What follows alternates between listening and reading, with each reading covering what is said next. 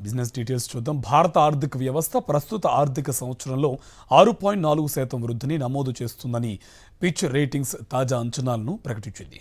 ఇక గత అంచనాలను 0.10% మేర తగ్గించింది.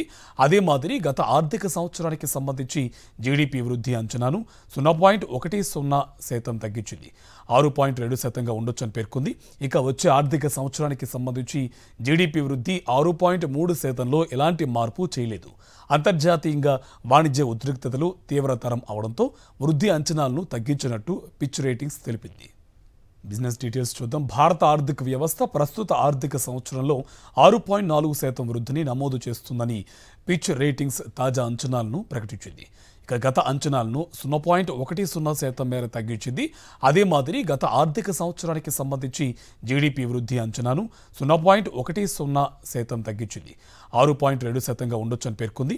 ఇక వచ్చే ఆర్థిక సంవత్సరానికి సంబంధించి జీడీపీ వృద్ధి 6.3%లో ఎలాంటి మార్పు చేయలేదు. అంతర్జాతీయంగా వాణిజ్య ఉద్రిక్తతలు తీవ్రతరం అవడంతో వృద్ధి అంచనాలను తగ్గించినట్టు పిచ్ రేటింగ్స్ తెలిపింది.